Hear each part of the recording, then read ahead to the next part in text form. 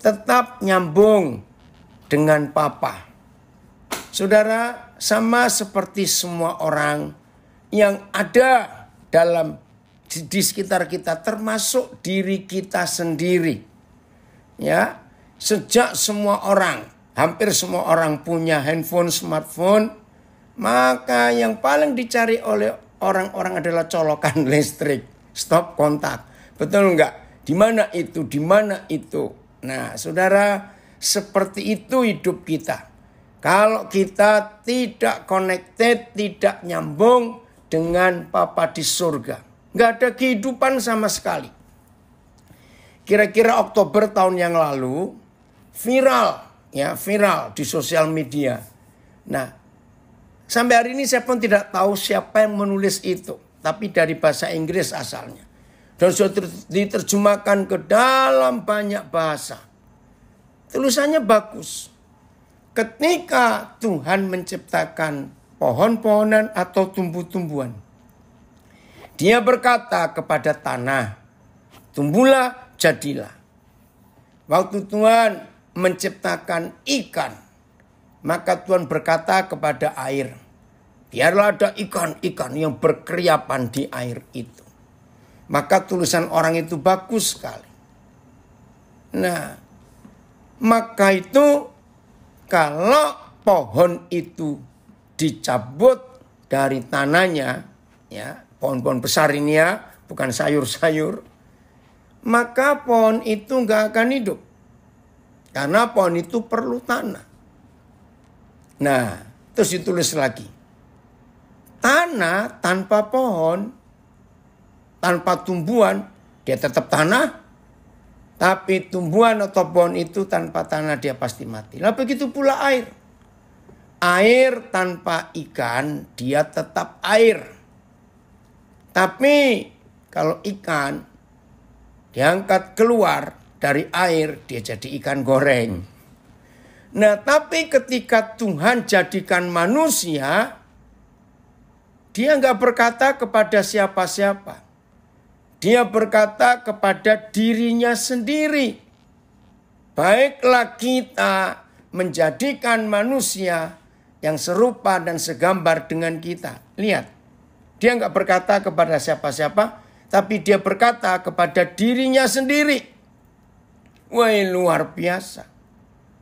Nah, karena manusia itu berasal dari Tuhan, bukan seperti tumbuh-tumbuhan berasal dari tanah, ikan berasal dari air, enggak.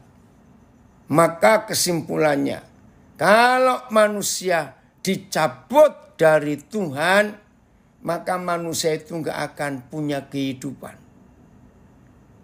Nah, begitu pula Tuhan, karena kasihnya kepada manusia. Kalau Tuhan tidak ada kita, maka dia bukan lagi Tuhan.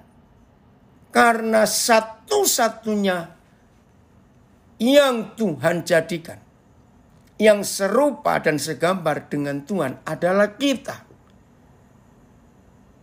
Berarti kalau kita lepas dari Tuhan, kita mati. Kalau Tuhan melepaskan kita, maka Tuhan tidak lengkap, tidak utuh lagi. Pasti saudara kaget melihat ini. Coba kita lihat dulu Efesus 1. Ayat 22 dan 23. Efesus 1 ayat 22 dan 23. Serius saudara. Tuhan Yesus tanpa gerejanya, dia bukan Tuhan yang utuh atau lengkap. Efesus 1, 22, 23. Ya. Ini luar biasa. Dan segala sesuatu telah diletakkannya. Nyanya ini adalah Bapa di surga. Segala sesuatu telah diletakkannya di bawah kaki Kristus. Woi, ini luar biasa saudara. Terima kasih Bapak. Segala sesuatu. Berarti di dalam hidup dan di dalam dunia ini tidak ada lagi yang tidak ditundukkan, diletakkan di bawah kaki Kristus. Tapi lihat posisinya. Dan dia, ya, yaitu Tuhan Yesus Kristus, telah diberikannya Bapa di surga. Jadi Tuhan Yesus Kristus itu telah diberikan oleh Bapa kepada gereja, kepada kita, sebagai kepala dari segala yang ada. Berarti yang di surga sekarang hanya kepalanya saja, yaitu Tuhan Yesus. Nah, kalau ada manajer yang gabung di sini, maka saudara akan tahu. Salah satu penentuan persyaratan penilaian seorang manajer, salah satu yang paling penting, penilaian seorang manajer, seorang kepala bagian, seorang pemimpin, salah satu penilaian yang paling penting ialah dia harus bisa mendelegasikan tugas-tugasnya kepada teamworknya, tim kerjanya. Nah, dalam istilah bahasa Inggris, seorang manajer harus bisa membuat job description. Ya, pembagian tugas. Lalu diserahkan kepada anak buahnya yang dipimpin.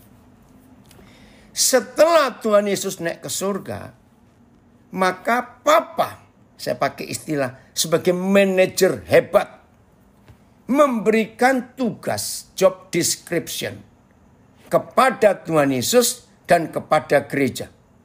Ini job description-nya. Tuhan Yesus itu kepala. Gereja itu tubuhnya. Nah, kalau gereja itu tubuhnya, walaupun kalimat pertama ayat 22, segala sesuatu telah diletakkan Bapa di bawah kaki Kristus. Tolong catat. Ayo kita belajar sedikit anatomi tubuh manusia. Segala sesuatu telah diletakkan oleh Bapa di bawah kaki Kristus.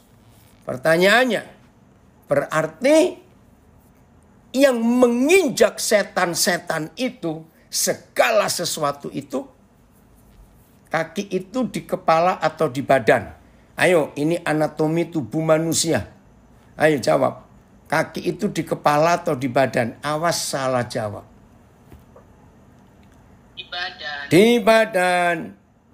Berarti siapa yang menginjak segala sesuatu? Tubuh Kristus. Iya, gereja. Nah, kalau masih ada yang berkata kaki Kristus, oke. Siapa ini ya, Komsel, Salt and Light? Ya, bilang di badan. Tapi ada yang berkata kaki Kristus ya Tuhan Yesus di kepala. Nah, saya jawab pakai logika anak-anak. Kalau kaki itu di kepala, ya dari Surabaya, kaki itu di badan. Kalau kaki itu di kepala, berarti orang itu menganggap Tuhan Yesus kepiting. Tahu nggak kepiting? Nah, saudara, ini yang luar biasa. Oke. Ayat 23. Nah, coba ayat 23 pakai yang 5 terjemahan itu. Karena ini dalam terjemahan baru ini bingung terjemahannya. Mudah-mudahan jelas.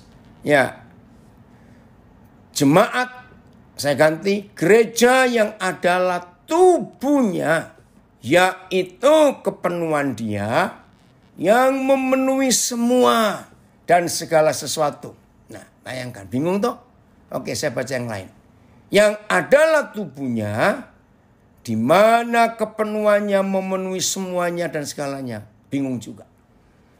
Sedang sidang itu, ini terjemahan lama, sidang, menjadi tubuhnya, yaitu kegenapan dia, yang menggenapi semuanya di dalam sekalian. Bingung juga. BIS. Jemaat adalah tubuh Kristus. Disempurnakan oleh Dia yang menyempurnakan segala sesuatu dimanapun juga. MELT, yang adalah tubuhnya, yaitu kepenuhan yang memenuhi seluruhnya dalam semuanya. Jemaat itu adalah tubuhnya, dipenuhi oleh Dia yang memenuhi segala-galanya. Yang merupakan tubuhnya disempurnakan oleh Dia yang menyempurnakan segala sesuatu. Ya sudah. Begini maksud Papa di surga. Dengan menjelaskan Kristus itu, Yesus itu yang sudah naik ke surga, itu cuma kepalanya saja. Maaf. Bagi saudara yang masih percaya doktrin gereja tertentu yang mengatakan bahwa nanti Tuhan Yesus akan datang dari surga di awan-awan dan gambar-gambar yang dilukis oleh hampir semua orang Kristen itu menggambarkan Yesus dengan tubuh yang utuh, yang lengkap akan turun. Nah, itu salah besar. Menurut Efesus 1 ini, yang di surga sekarang hanya kepalanya saja. Tubuhnya ada di dunia. Maka itu Tuhan Yesus pernah berkata, itu pun disalah-ngertikan firman ini. Burung punya sarang, serigala punya lubang. Tapi anak manusia tidak punya tempat untuk meletakkan kepalanya. Nah, gereja-gereja tertentu membuat doktrin. Ingat loh, melayani Yesus itu miskin. Sampai bantal saja nggak punya. Aduh, salah terjemahan itu. Artinya saudara. Selamat pagi Ridwan, senang sekali itu. Ya, itu Kevin, papanya Ko Richard. Ada Kevin di sini, di belakang itu. Angkat tangan dong Kevin supaya papanya Ko Richard bisa lihat kamu. Ya. Nah, saudara maaf ya, terjemahnya salah. Jadi Tuhan Yesus itu nggak bisa datang-datang kalau tubuhnya belum lengkap, belum utuh, belum menjadi satu. Lihat perpecahan gereja masih terjadi sampai hari ini. Dan jahatnya kita, masing-masing kita berkata, kami yang paling benar, kamu yang salah. Gak ada suaranya, Fer. Coba, ya. Tapi yang lain bisa dengar kok, Fer. Ya. Nah, itu yang salah. Jadi, kenapa Tuhan Yesus berkata tentang masa, waktu, tanggal, bulan, tahun, jamnya, Tuhan Yesus gak akan pernah tahu kapan Dia datang. Nah, di situ saya belajar aneh sekali. Kenapa? Kok Dia sendiri gak tahu? Ternyata ini jawabannya. Yang menentukan Yesus datang itu kita gerejanya. Sudah lengkap belum? Sudah utuh belum? Sudah bersatu belum? Sudah sempurna belum?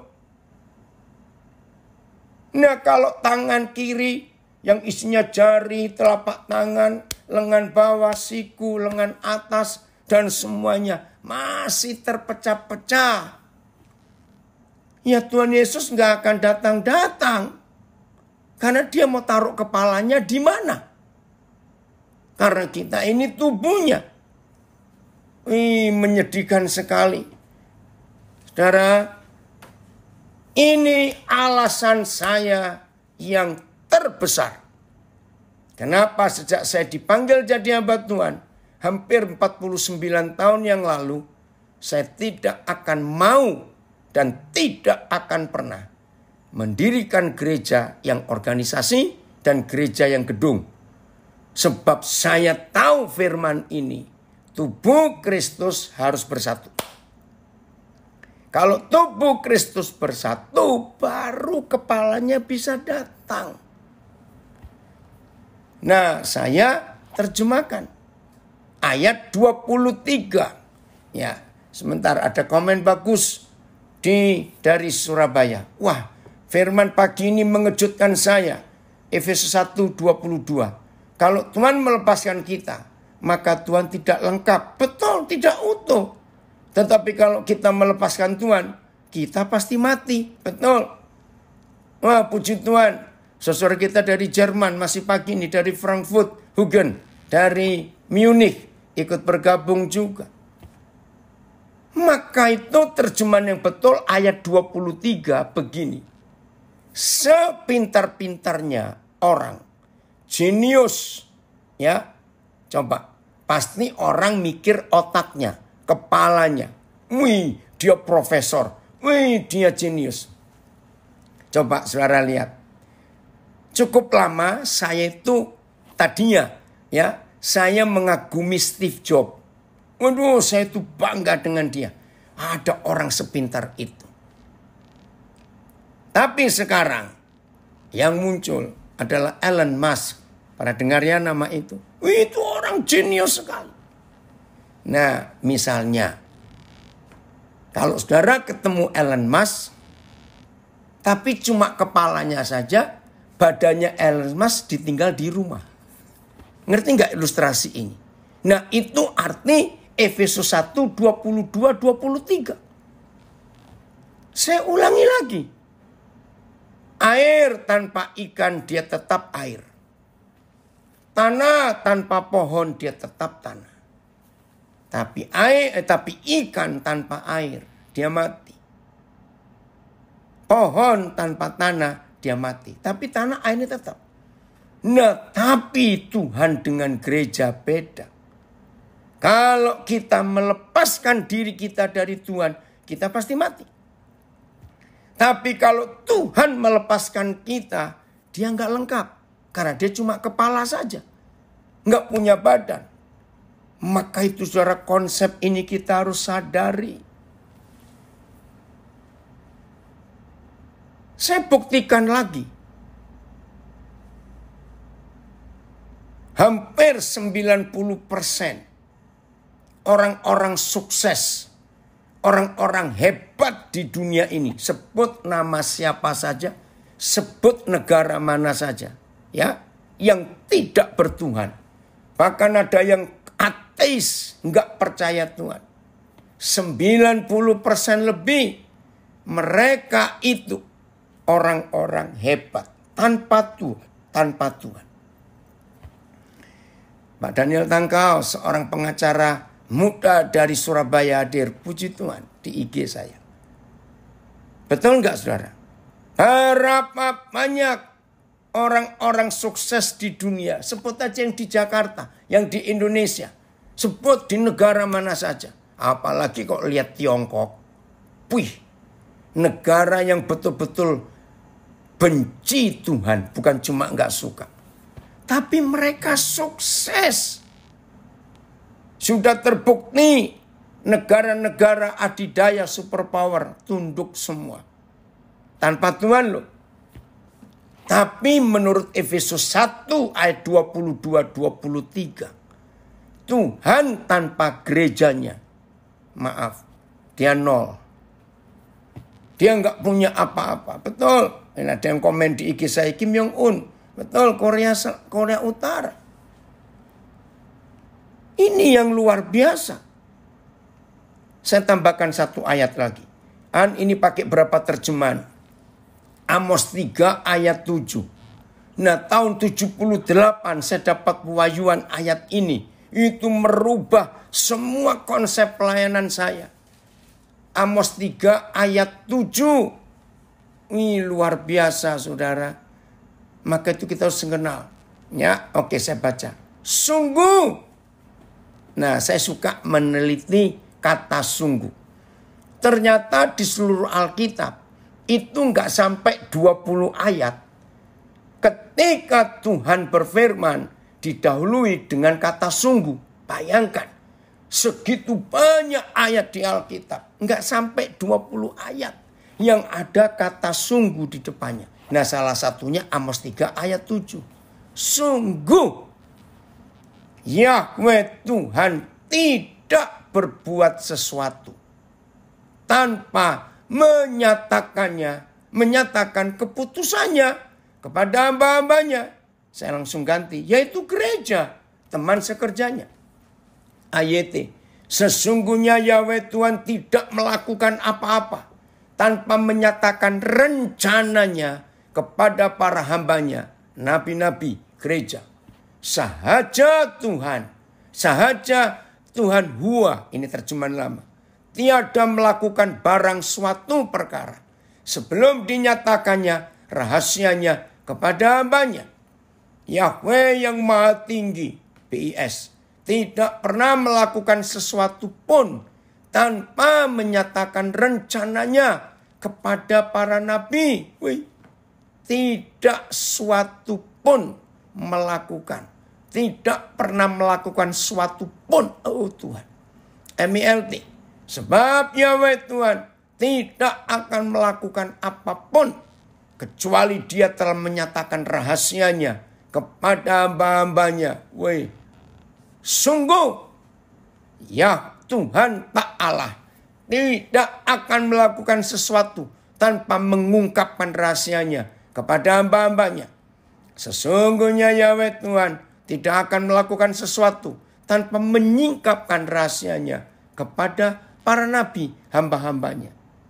Saya minta masing-masing saudara yang ikuti via Zoom, Instagram, ya, yang Facebook maupun yang audio, temukan, gunakan kata atau kalimat lain tentang tidak berbuat sesuatu, tidak melakukan apa-apa, tiada melakukan barang suatu perkara, tidak pernah melakukan suatu pun, tidak akan melakukan apapun, tidak akan melakukan sesuatu, tidak akan melakukan sesuatu sama. Apa kata lainnya? Diam.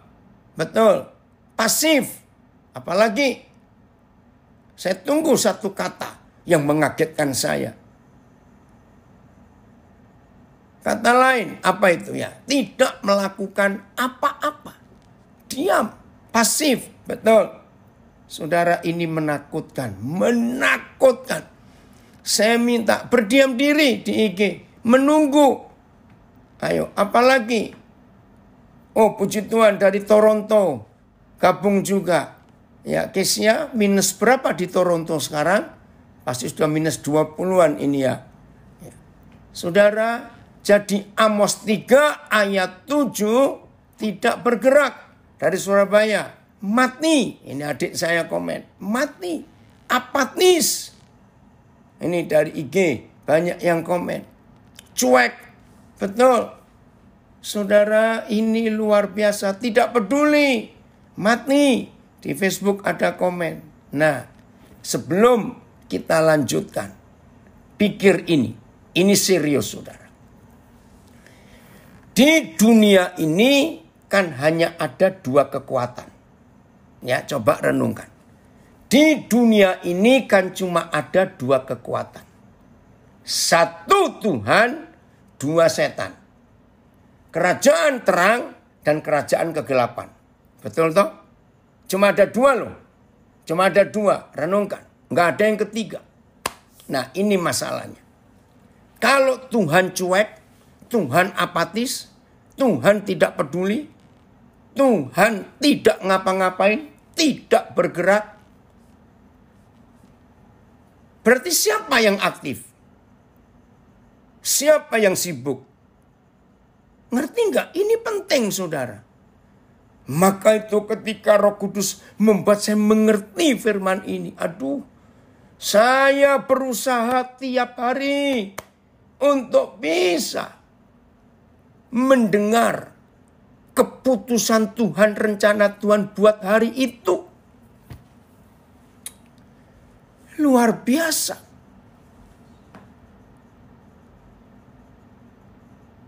Ini yang kita harus tahu. Apa rencana Tuhan? Dia akan berbuat sesuatu lewat kita. Maka itu saya ulangi. Tidak melakukan sesuatu, dia menunggu. Jadi yang sibuk pasti setan. Betul. Tadi yang awal-awal gabung, ya, sebelum mulai semua akan saya kenalkan. Tuhan beri saya anak baru tadi malam. Tadi pagi sih. Karena sudah hampir jam 1. Ya. Ada seorang yang saya kenal. Ya. Malam-malam itu. Sudah jam 11 lewat. Dia bilang, Koden saya boleh telepon tidak? Nah akhirnya teleponlah. Nah terus dia ngomong. Salah satu anak mereka itu beli barang. Nah lewat sosial media. Ternyata yang jual ini hidupnya betul-betul mengalami ya penderitaan yang gak main-main. Papa mamanya cerai. Nah terus saudara saya itu bilang gak tahu ini. Kenapa kok saya ingin cerita ke Koden tentang anak ini.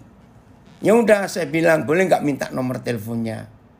Nah saya telepon berapa kali. Ternyata gak jawab. Oh ternyata dia sedang saat teduh. Saudara, lalu saya bilang, kok nggak jawab ya? Ya, coba nanti tunggu lagi. Nah, jam 12 lewat, Kevin ini nyambung. Begitu, karena saya SMS dulu. Waduh, saudara, waktu saya dengar hidupnya hancur seperti itu. Terus saya bilang, besok pagi kamu bisa nggak? Saya bilang, langsung kamu panggil papa ya. Karena hidupnya betul-betul terbuang dari orang tuanya. Papanya menikah lagi, mamanya menikah lagi. Besok mau nggak kamu datang? Nah sekarang ada di sini. Di apartemen anak saya ini. Nah maaf, itulah salah satu contoh. Bisa aja. Saudara saya itu cuek. Nggak ngurusin anak ini, bisa saja. Tapi nggak tahu kenapa Roh Kudus gerakkan dia untuk kontak saya. Saya juga bisa berkata, aduh saya juga sibuk. Tapi ketika mendengar cerita, saya bilang saya harus bertindak. Nah, ini salah satu contoh. Bagaimana Tuhan mau memakai kita. Ya. Ini yang luar biasa. Nah, ini ada yang tanya di IG. Bagaimana mungkin Kristus hanya tinggal kepalanya di surga. Padahal jelas saat kebangkitan Kristus semua murid-muridnya menyaksikan Tuhan Yesus utuh dengan tubuh kemuliaan. Oke, saya nggak tahu namanya siapa. Karena pakai love action. Tolong ya, mungkin suara tadi telat ngikuti Efesus 1. Yang bilang bukan saya. Tapi Efesus 1 ayat 22 dan 23. Jadi Papa di surga membuat job description. Kristus itu cuma kepala dan dia ada di surga. Gereja adalah tubuhnya. Nah ini yang kita bahas. Jadi coba suara lihatnya, mungkin suara terlambat masuk tadi. Tapi kalau ada di antara kita yang belajar sekarang ini nggak setuju, nggak apa-apa, nggak apa-apa. Semua kita masih menanti. Nah ini dia, kita semua masih menanti. Oke, jadi tolong saudara yang masih bingung dengar dulu sampai selesai. Nah, jadi Amos 3 ayat 7. Itu luar biasa. Maka itu kalau ada aktivitas setan di sekitar kita. Saya ulangi, kalau masih ada aktivitas setan di sekitar kita. Berarti yang salah adalah kita sebagai gereja. Karena Tuhan Yesus tanpa gereja. Dia nggak bisa ngapa-ngapain. Ya, Efesus 1 ayat 23 tadi. Itu mengerikan sekali. Dia hebat. Elon Musk hebat. Tapi kalau dia kemana-mana cuma kepalanya saja. Karena orang hebat itu pasti kepalanya. Karena otaknya yang pintar. Tapi dia perlu tubuhnya. Jadi mulai hari ini saudara, mari kita betul-betul menyadari. Luar biasa. Betul. Ada komen di Facebook. Kalau setiap anggota tubuh Kristus tidak mau menyatu dengan Kristus sebagai kepala, maka kerajaan surga tidak akan jadi di bumi. Betul sekali. Maka itu Efesus 1, 22, 23 itu dahsyat. Amos 3 ayat 7. Mari kita lihat ini. Puji Tuhan dari Brisbane. Rudi senang sekali bisa gabung. Roma 16 ayat 20. Semua terjemahan. Roma 16 ayat 20. Kita lihat firman ini.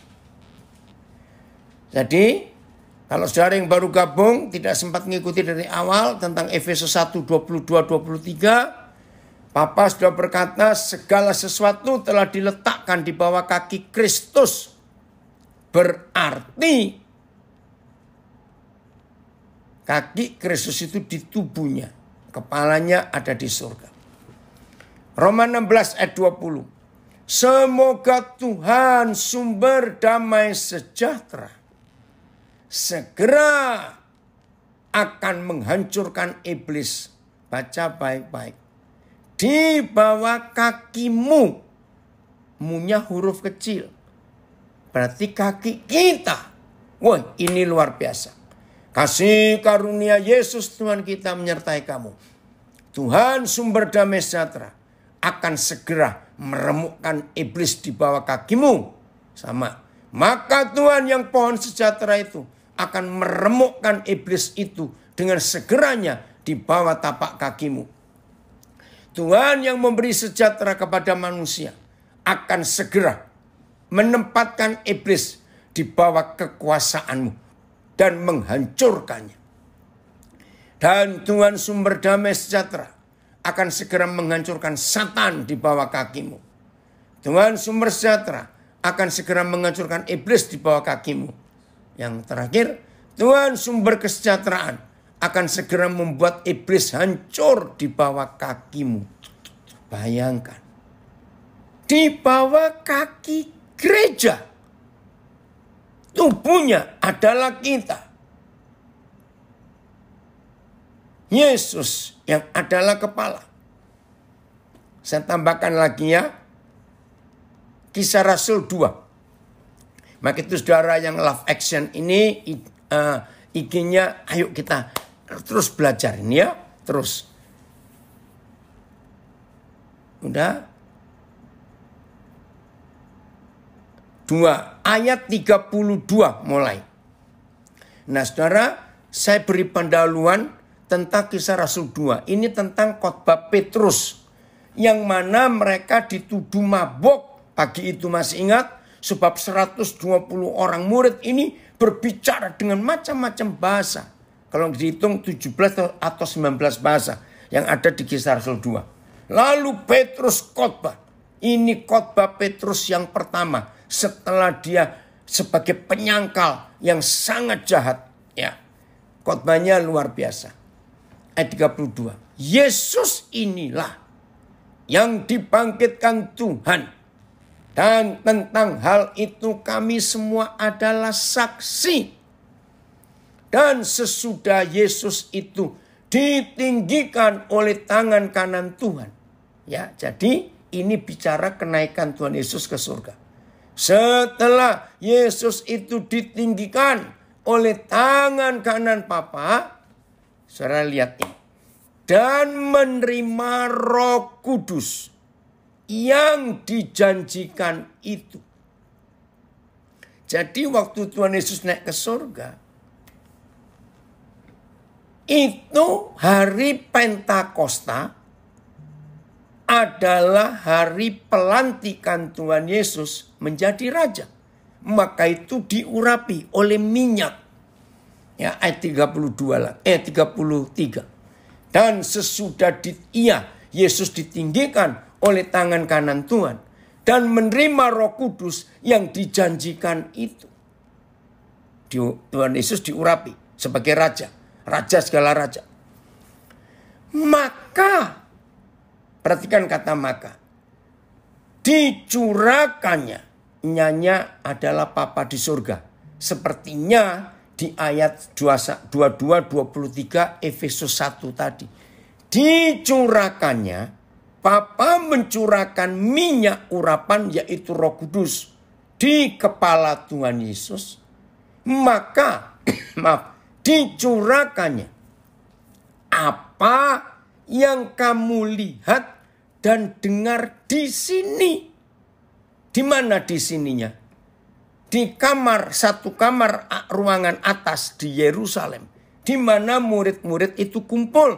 Lalu seperti angin kencang, ribut suaranya. Lalu ada api di atas kepala mereka masing-masing. Lalu mereka berkata-kata dengan bahasa-bahasa asing yang macam-macam. Maka apa yang kamu lihat dan dengar di sini sekarang, saudara-saudaraku, kami ini bukan mabuk. Tapi kami ini tubuhnya. Kepala kami yaitu Tuhan Yesus ada di surga. Dan hari Pentakosta ini dia sedang dituangi minyak. Dan minyak itu meleleh. Mazmur 133. Seperti minyak yang baik dari kepala Harun turun ke janggutnya. Janggut menunjukkan dia dewasa. Dan ke leher jubahnya. Mazmur 133. Nah ini loh, Pentakosta itu kepala gereja yaitu Tuhan Yesus dilantik menjadi raja segala raja. Dan dalam hukum Tuhan pelantikan harus dituangi minyak. Nah karena kepala ini punya badan, maka itu punya leher jubah. Kalau punya leher jubah berarti punya jubah. Kalau punya jubah berarti harus ada badan yang pakai jubah itu. Nah Petrus menjelaskan. Yang kamu dengar sekarang ini. Kami menggunakan bisa bahasa-bahasa asing yang kalian pakai. Dan kamu dengar suara yang luar biasa ini. Ini sebetulnya sedang ada keramaian besar di surga. Karena hari ini Yesus Kristus yang kamu salibkan, yang kamu bunuh itu, dilantik menjadi raja segala raja. Nah minyak dari kepalanya itu turun ke tubuhnya, ke leher jubahnya. Dan kami ini tubuhnya. Maka kami kena juga. Wih, luar biasa saudara. Maka itu mari kita menerima kuasa itu. Nah jadi jelas toh. Kepala dengan tubuh. Tubuh dengan kepala. Yang bicara bukan saya. Maka itu kalau saudara terima doktrin gereja. Begitu dibuka kebenaran sulit menerima. Karena doktrin gereja itu sudah mati. Terpaku. Saya senang. Kira-kira 15 tahun yang lalu. Di dalam sistem manajemen ada istilah. Out of the box. Itu kira-kira 15 tahun yang lalu. Nah ternyata. Jeff, puji Tuhan. Sahabat baik saya dari Suara Baik Gabung. Out of the box. Nah di dalam ilmu manajemen. Orang yang pikirannya kaku. Orang yang mindsetnya nggak bisa diotak-atik. Maka orang itu tidak akan bisa belajar hal-hal yang baru. Karena pikirannya di dalam satu kotak. Maka itu ada istilah out of the box. Ayo keluar dari kotak itu. Maaf saya berkata. Gereja-gereja yang ngotot dengan doktrinnya dan berkata paling benar. Itulah gereja kaku. Yang tidak bisa menerima hal-hal baru dari Roh Kudus. Karena pikirannya di kotak-kotak. Rugi. Padahal Roh Kudus itu terus. Setiap hari. Papa berkata di Ratapan 3:23. Selalu baru tiap pagi. Ingat ya Ratapan 3:23. Maka itu kalau satu hari saja. Papa menyediakan satu hal baru, berarti selama setahun saudara dan saya menikmati 365 hal baru. Nah yang saya alami, Papa itu nggak cuma menyediakan satu hal baru setiap pagi. Bisa 2, bisa 5, tergantung kita mampu terima berapa. Nah ini lihat tangan saya begini. Tergantung Papa melihat kita menyediakan ember atau apa sajalah, drum ya yang besar. Sebesar apa di otak kita, di hati kita.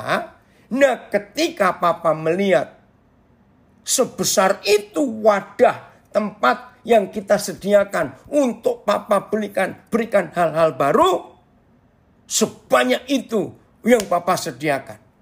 Bayangkan kalau tiap pagi saudara dan saya menerima hal-hal baru, hidup ini gak akan bosan. Nah, kalau doktrin itu membosankan. Nah, satu-satunya hal di dunia ini yang tidak bisa diubah sama sekali adalah agama. Catat itu. Disebut agama harus ada dogma dan doktrin. Tapi saya ngomong, tahun 2020 Roh Kudus ditolak oleh gereja untuk merubah. Tapi COVID-19 merubah gereja luar biasa. Coba renungkan. Agama apa saja di dunia tahun 2020 diobrak-abrik oleh si COVID. Jawab iya atau tidak? Semua agama di dunia sepanjang tahun 2020 diobrak-abrik oleh si COVID. Semua tata cara ibadah berubah. Nah, buktinya kita doa berubah, pelayanan berubah gara-gara si COVID. Nah, apakah tetap nggak mau out of the box? Rugi. Zaman sudah berubah. Ini loh saudara, yang Papa buat pembaruan setiap hari. Setiap hari. Oh, terima kasih Papa. Sekarang saudara tahu nggak betapa ruginya kalau kita nggak connect terus dengan Tuhan? Rugi. Betul, Pak Filipus dari Tulungagung. Melalui COVID Tuhan membongkar tembok gereja, benar. Saudara bayangkan, Juni yang lalu 2020 untuk pertama kali Ka'bah di Mekah tutup. Bayangkan itu musim haji. Gempar dunia. Karena gara si COVID. Basilika Santo Petrus di Roma kosong. Tembok ratapan di Yerusalem kosong. Semua tempat-tempat suci agama apapun kosong. Nah, berapa hari lagi Imlek? Kelenteng-kelenteng akan kosong, viara-viara. Lihat Natal yang lalu. Saudara perhatikan ini. Maka itu kita harus out of the box. Roh Kudus memberi hal-hal baru. Ada komen di Facebook. Gara-gara COVID harusnya gereja buang doktrin-doktrin itu. Setuju? Amang Siaan yang nulis ini. Nah, maka itu saudara dalam hidup ini. Ayo. Amin. Ada saudara kita. Gara-gara COVID kemuliaan Tuhan Yesus Kristus tambah nyata. Haleluya. Amin. Amin. 3 kali. Serius. Nah, rugi enggak kalau kita enggak mengikuti hal-hal baru yang Tuhan sediakan buat kita. Itu yang Papa ingin. 1 Korintus 2 ayat 9. Makasih Sayuti. Puji Tuhan.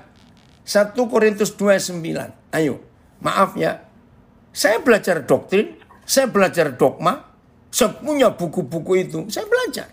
Tapi saya enggak hidupi. Hanya untuk pengetahuan saya. Gara-gara ayat-ayat ini. Gara-gara firman ini. 1 Korintus 2 ayat 9. Semua terjemahan. Wih, ini keren sekali. Bagaimana yang Papa sediakan untuk kita yang mengasihi Dia. Terima kasih Papa untuk itu. Maka itu saudara, tiap pagi harusnya kalau kita bangun pagi itu segar. Kenapa? Karena ada hal yang baru. Tetapi seperti ada tertulis hitam di atas putih. Apa yang tidak pernah dilihat oleh mata, 2, tidak pernah didengar oleh telinga. 3, yang tidak pernah timbul di dalam hati manusia. Semua itu yang disediakan Tuhan untuk mereka yang mengasihi Dia. Namun seperti yang tertulis, apa yang mata belum pernah lihat, telinga belum pernah dengar. Oh, itu kata belum ya. Ya, barang yang mata tidak nampak, telinga tidak mendengar, tidak timbul dalam hati manusia, itu yang disediakan Tuhan. BIS. Sebaliknya, hal itu adalah seperti yang tertulis dalam Alkitab. Apa yang tidak pernah dilihat atau didengar oleh manusia dan tidak pernah pula timbul dalam pikiran manusia, pikiran ya, PS-nya, itulah yang disediakan Tuhan untuk orang-orang yang mengasihi Dia. Nah, maka itu kalau orang itu kaku dengan doktrinnya, dia rugi. Berarti doktrin itu yang sudah ada di pikirannya. Padahal yang Tuhan sediakan. Saya mau baca lagi yang BIS. Sebaliknya, hal itu adalah seperti yang tertulis dalam Alkitab. Apa yang tidak pernah dilihat atau didengar oleh manusia, atau yang tidak pernah pula timbul di dalam pikiran manusia. Doktrin sudah ada di pikiran kita. Tapi yang Papa sediakan yang gak pernah ada di pikiran kita. Yang gak pernah kita dengar. Yang gak pernah kita lihat. Yang gak ada di hati kita. Itu yang Papa sediakan buat orang yang mengasihi Dia. Dalam bahasa Indonesianya itu namanya kejutan. Bukan terkejut, beda. Dalam bahasa Inggrisnya surprise.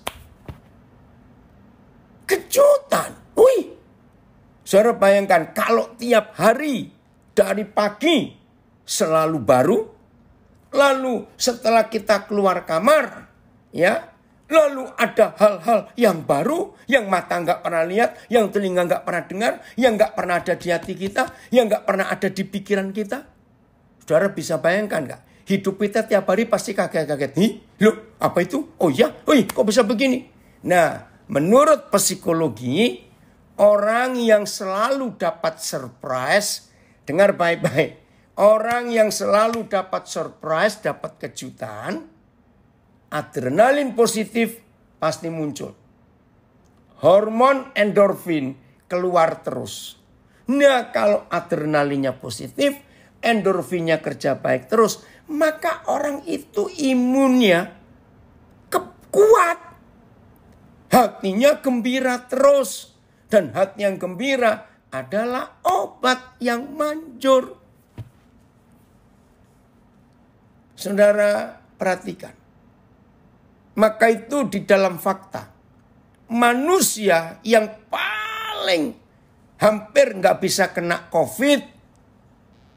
Ini dunia medis membuktikan cuma 2 golongan. Satu anak-anak. Anak-anak itu jarang kena COVID. Karena anak-anak itu nggak pernah stres. Gembira terus. Yang kedua orang gila.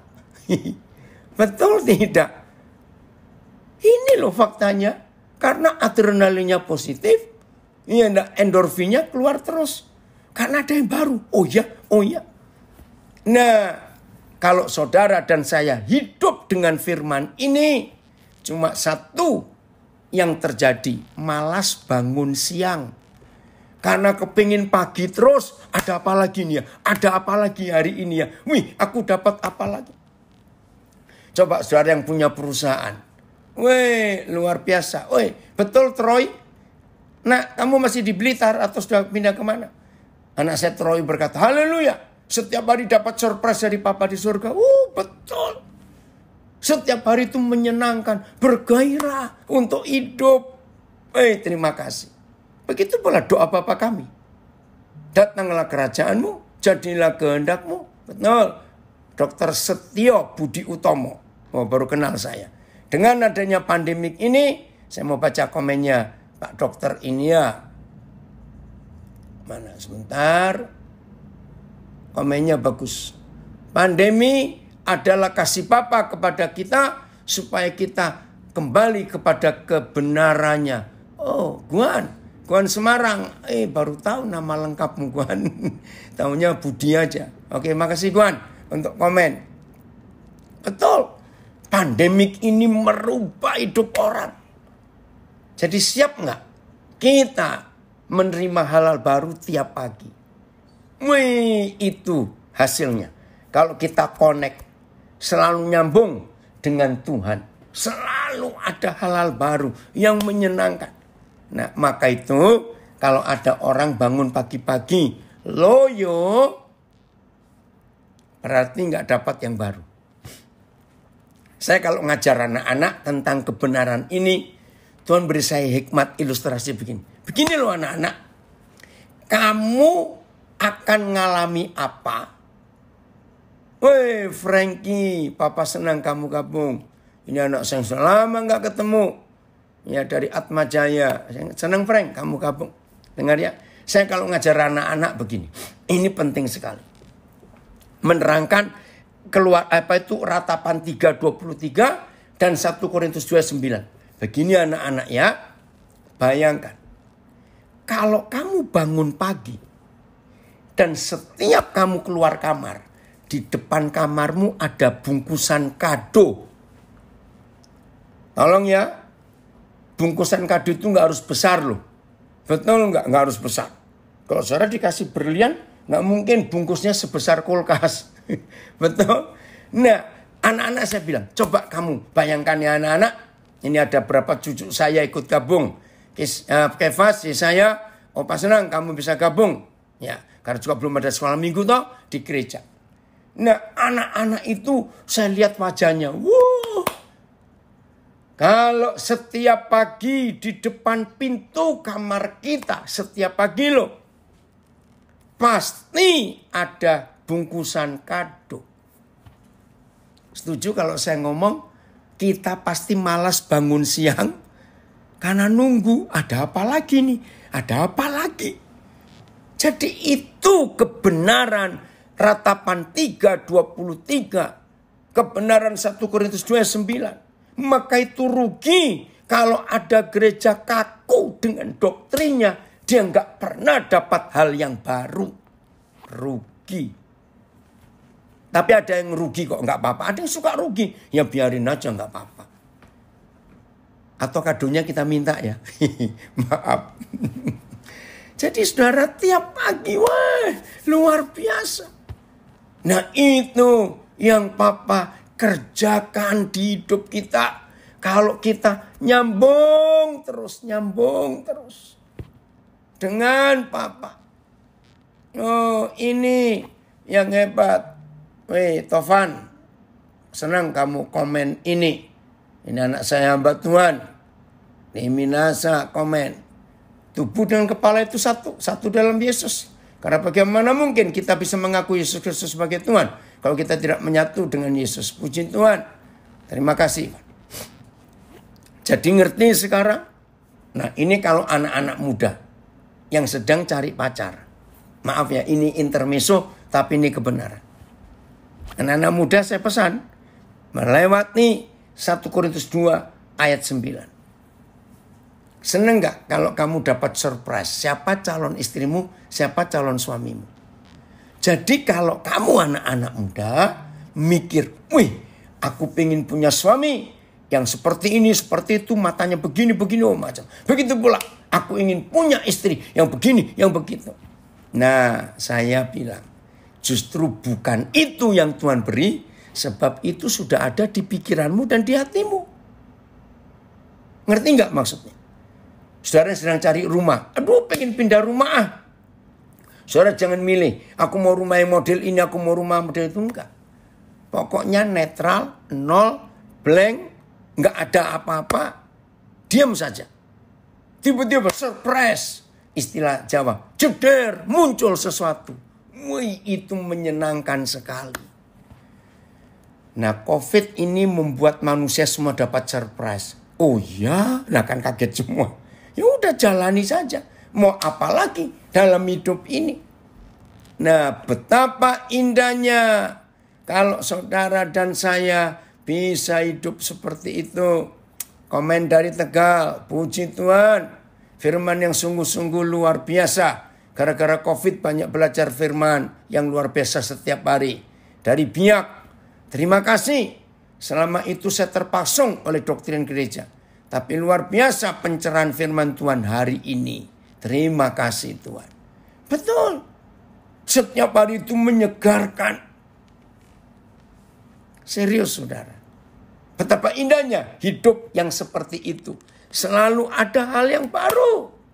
Nah, maka itu nyambung ya dengan papa ya, jangan putus. Itulah seperti saudara tiap hari cari colokan. Ya. Oh, luar biasa. Oke, Pak Filipus saya akan baca. Ini ada komen. Atau pertanyaan coba. Jadi Tuhan tidak akan memberi yang sesuai kriteria kita ya? Iya. Kalau sesuai kriteria kita ya jadilah Tuhan sendiri. Karena kita diberi kejutan. Jadi nggak usah dibuat rencana. Betul. Tapi rencana kita buat setelah papa memberitahu. Nah ini kesaksian saya. Waktu saya lagi di Amerika. Ya, saya sudah mapan pelayanan di sana. Saya lagi ada di Pasadena, California. Di rumahnya Bapak Pendeta Dr. Adi Sutanto. Bulan Agustus tahun 89. Saya dapat buku. Wawan, terima kasih. Papa senang kamu gabung. Ya. Saya dapat buku. Judulnya From Jerusalem to Irian Jaya. Saya baca. Begitu habis buku itu. Roh Kudus melonjak di hati saya. Daniel, kamu mau ke sana enggak? Saya kaget. Karena saya enggak mikir pelayanan di Papua, di Irian waktu itu. Maka itu saya bilang dalam hati, ini buku aneh. Kenapa bukan From Jerusalem to Indonesia? Jelas From Jerusalem to Irian Jaya. Saudara cari di internet, di Google. Kaget. Pengarangnya Ruth Tucker, penulisnya itu. Nah, teman saya pendeta di Honolulu, ya. Dia dengar saya mau pindah ke Papua. Dia bilang, Koden, apa enggak satu kemunduran? Kalau Koden sudah punya pelayanan di Eropa, di Australia, di Amerika, terus Koden bilang mau ke Papua. Saya bilang, enggak, saya ngikuti apa yang Tuhan mau. Oh, saudara, luar biasa. Nah, itu Amos 3 ayat 7. Hari-hari itu Tuhan sedang mikir Papua. Dia punya rencana untuk buat sesuatu di Papua. Tapi dia cari hamba Tuhan siapa yang mau meresponi. Ingat ya tadi Amos 3 ayat 7. Yang terlambat gabung baca. Amos 3 ayat 7. Sungguh Yahweh Tuhan tidak berbuat sesuatu sebelum dia menyatakan rencananya kepada gerejanya. Nah saya nggak tahu kok Tuhan pilih saya. Kan pasti banyak hamba Tuhan juga waktu itu. Saya juga tidak tahu. Nah ketika buku itu habis saya baca. Dan Roh Kudus jelas. Kamu ke sana Daniel. Langsung saya tanya. Kapan Papa? Agustus 89. Saya terus mempersiapkan hati. April 90. Pertama kali saya menginjakkan kaki saya di Jayapura. Tanpa tahu mau ngapain, saya tidak tahu. Nah, 9 bulan saya bolak-balik. Ya, Surabaya, Jakarta, Papua. Itu 9 bulan bolak-balik. Hanya ingin tahu Tuhan saya disuruh apa ke Papua. Akhir di bulan ke-9. Setelah saya kumpulkan data, langsung klik muncul. Begini ide dari Papa di surga. Papua itu tanahnya kaya. Saudara catat loh. Tambang emas terbesar kedua di dunia setelah Afrika itu Papua. Saudara, tahun 99 data yang saya dapat dari PT Freeport yang ngaruk tambang itu. Mereka itu satu hari ngambil tanah gunung di Papua Freeport itu 800 ton setiap hari. Saya nggak tahu sekarang. Maka itu Pak Jokowi luar biasa. Makasih Bu Milka. Ini dari Nabire, sahabat saya. 800 ton tanah yang diambil. Nah ini dia, terima kasih Aan dapat from Jerusalem to Irian Jaya. Ada itu saudara boleh cari nanti ya. Nah, sekian ton diambil besinya, sekian ton lagi diambil uraniumnya, sekian ton lagi ambil tembaganya, ambil nikelnya, sekian ton ambil emasnya dari 800 ton. Jadi mereka itu ngambil emas tiap hari itu ton, bukan gram. Ribuan ton setiap hari. Nah, sedih. Hutannya, kekayaannya luar biasa, lautnya. Tapi orangnya miskin.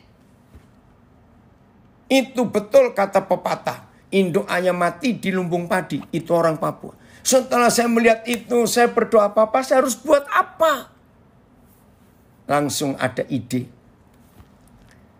Mereka tinggal di tanah yang kaya. Tapi mereka tidak punya know-how. Nggak punya keahlian untuk mengelola tanah. Jadi Roh Kudus minta saya, Daniel kamu buka sekolah. Nah, ini yang ditanya tadi oleh Pak Filipus. Saya buat rencana setelah Roh Kudus memberitahu buat sekolah. Baru buat rencana. Tapi waktu saya datang pertama kali ke Papua, saya nggak punya rencana apa-apa. Nah, saya tidak tahu mau ngerjain apa. Setelah dia memberitahu sekolah, baik. 91 bulan Juli, saya buat SMA yang pertama di Wamena. Tapi gagal. 93 sekolah itu tutup. Karena guru-guru nggak sanggup. Kami berdoa lagi, saya dengan istri saya, dengan guru yang masih sisa. Karena yang lain pulang ke Jawa nggak sanggup. Nah, di dalam doa tahun 93 itu ada visi baru. Buat sekolah pakai asrama tapi sejak taman kanak-kanak. Waduh sulit sekali saudara. Sejak taman kanak-kanak. Nggak ada yang setuju. Menolak mereka. Maaf, sulit mengasramakan anak-anak Papua. Karena adat mereka, kultur mereka, culture mereka yang berbeda. Tapi 95 bulan Juli tanggal 16. Dengan kuasa Tuhan. Berdirilah taman kanak-kanak pertama di Papua yang pakai asrama. Tahun ini tahun ke-26. Dan luar biasa hasilnya. Puji Tuhan untuk itu. Ya saya akan baca komen di Facebook. Anak-anak pasti senang mendapat surprise setiap pagi. Sharing tentang firman selalu baru setiap pagi. Sering saya tanyakan ke anak. Jawabannya pasti memilih bangun pagi. Oh puji Tuhan. Ya ada komen lagi. Rangkuman firman tentang Tuhan tidak berbuat sesuatu. Dan Tuhan dia menunggu kita melakukan pekerjaannya di bumi. Gerejanya harus mempersiapkan diri dengan tubuh dewasa. Menyambut mempelai pria datang.